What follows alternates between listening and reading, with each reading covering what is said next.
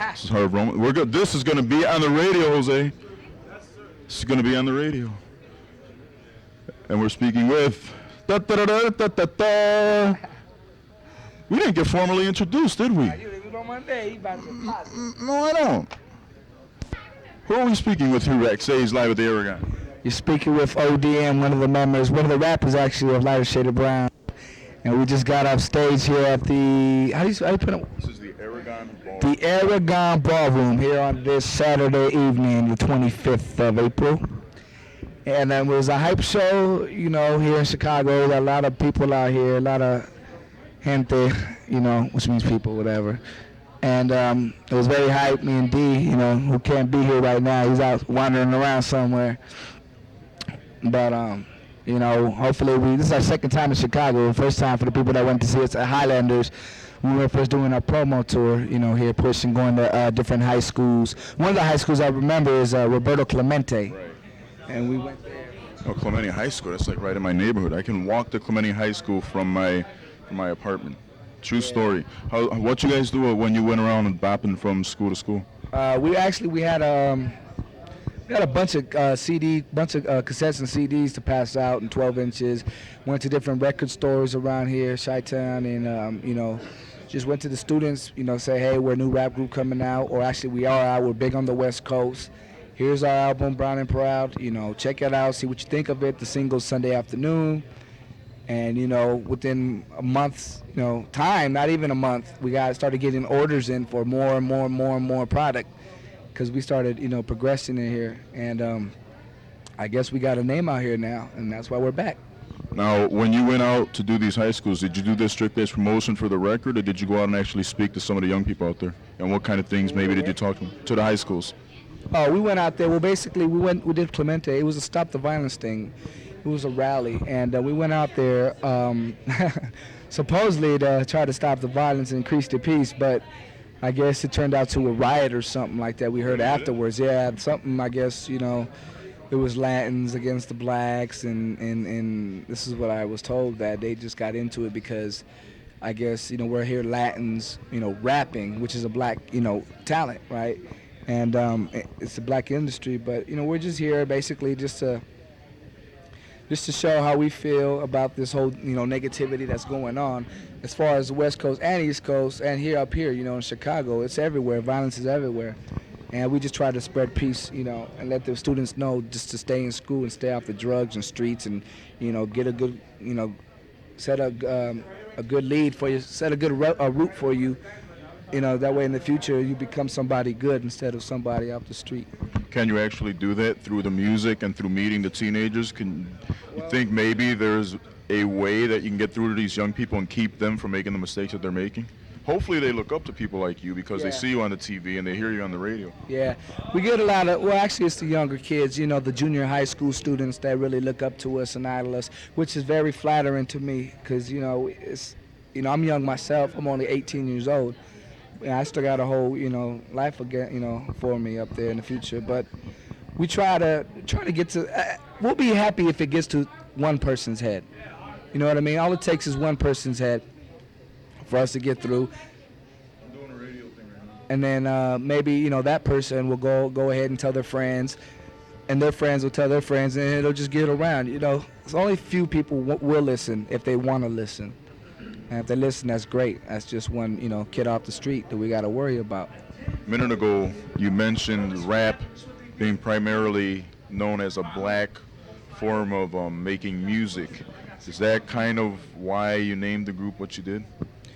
It's sort of like that, yeah. It's similar to that. Being black, you know, it's a black industry and all. We consider us Latins. We consider ourselves brown. But if you look at Lighter Shade of Brown, you can see that our skin color is very, very, very light, almost compared to white, you know what I mean? If you look at me right now as you're sitting here.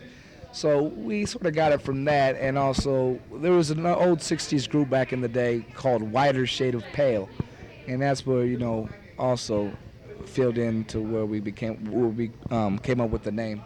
Actually, it was us and our manager, Cliff Ritchie, that came up with it, and that's how we came. It's a crazy name, though, if you think about it. If you think about it, but it kind of makes sense. Yeah, Lighter Shade of Brown, you know. Is it more? Not brown. When people look at us, they don't see two black rappers. They don't see two white rappers. They see two Latin rappers, two lighter shade of brown rappers. But we don't like to consider ourselves or call ourselves Latin rapper. We're just rappers. You know what I'm saying? We don't like to stereotype and pigeonhole ourselves as that. On our album, it speaks of heritage of the Latino descent and stuff like that, as far as, being brown and proud, being proud of your race, and not letting anybody get you down and stuff like that, and just stay up and always, keep your chin up and, high hopes, because, things might work out for you if you put your mind to it. And also, we also talk about, I don't know if I'm talking too much. Am I talking too much? No, you can talk as long as you want. I'm just trying to describe the, basics of our album.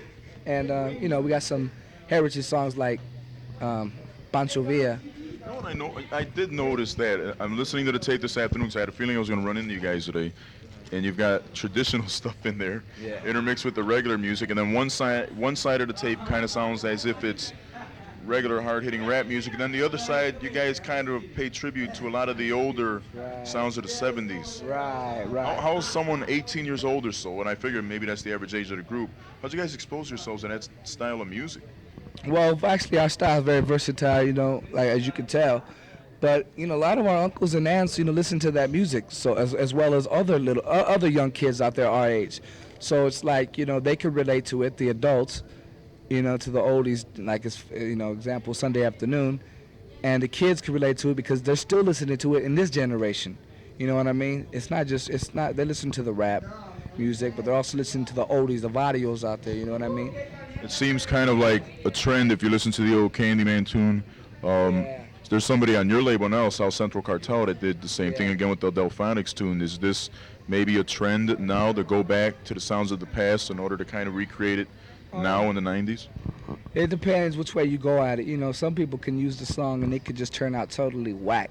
You know what I mean? You gotta have they're just using it just to sell records. You gotta be a meaning behind why you're using the record and all. But we used it because it was a nice grooving sound, nice cool tune, and just something you can listen to, on a Sunday afternoon at the park, which most people do, and it's like something to kick back to and reminisce. How did Lighter Shade of Brown originally all get together? I believe I've been aware of your music probably for about a year now. It's kind of taken a while for everybody to catch on. We'll talk about that in a second, but I would like to know how the group kind of got together. Well, actually we were put together. We weren't, grown up. Me and Bobby were not growing up together. We were put together about 2 years ago with our manager, Cliff Ritchie, and I was solo at the time by myself. Things weren't working out. Latin rap wasn't that hot. Mellow Man Ace was just out at the time. So we were trying to sign me, but it was hard because record companies were like, shady. They were kind of not immune to the fact that not too really excited about Latin rap. But once they saw Kid Frost come out, with La Raza and stuff, like started progressing Latin hip hop, they started looking more into it. And being that we are I see us as the first Chicano group out there, first, rap as a group. Cliff went looking for another rapper, and he found Bobby.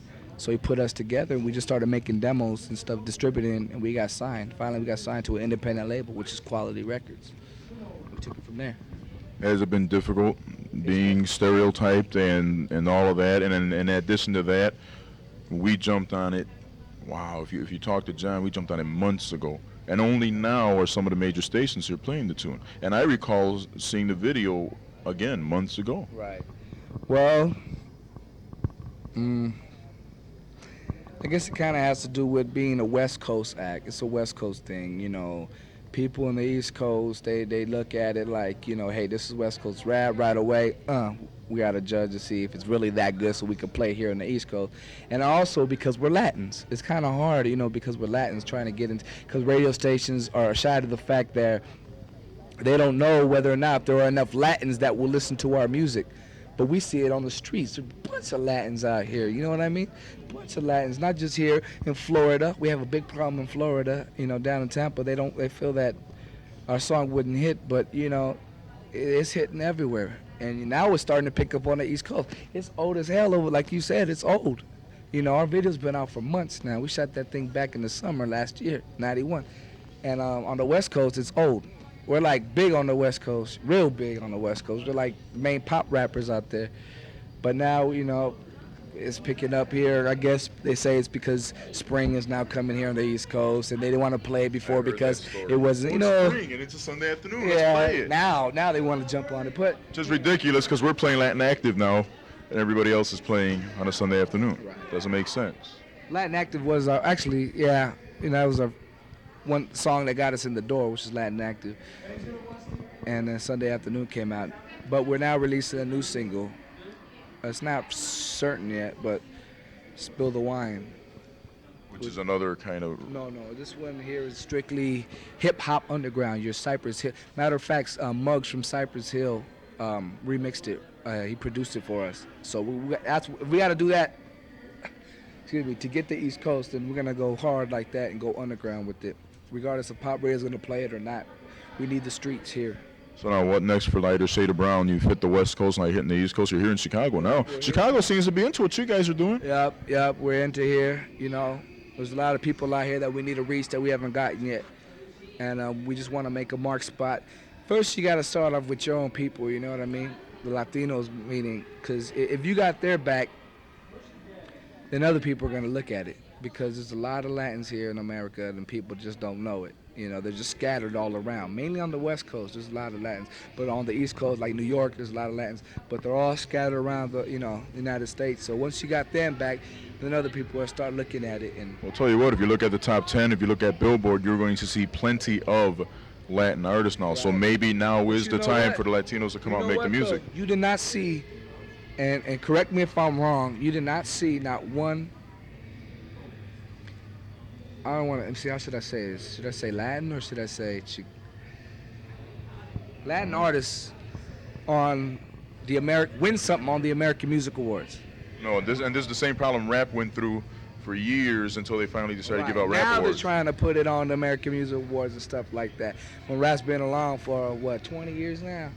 And it's going to be here for 20 more years, I believe. Now they're starting to use all these gimmicks for rap, commercials and all this other stuff. You see rap everywhere. Rap's here to stay, Just like they try to fade rock and roll out the picture back in the days. They're trying to ban rap, but they ain't going to be able to do that because rap is here. All right, well, it looks like things are getting a little busy here backstage at the Aragon Ballroom, so I'm going to let you get back to what you're doing. Thanks for your time. Killer performance. I didn't see the whole performance. I got here a little late, but you guys look like you were making some noise out there. Yeah, well, it was a hype show once again, like I said, and right now I'm so hyped that the whole group's not here right now. They're out there partying, so I'm going to go join them right now. All right, well, thanks a lot. Thanks for stopping into the Sunday afternoon special, and continued success, and hopefully things will really go well for you from now on. Thanks a lot, man. Appreciate it. You guys take it easy.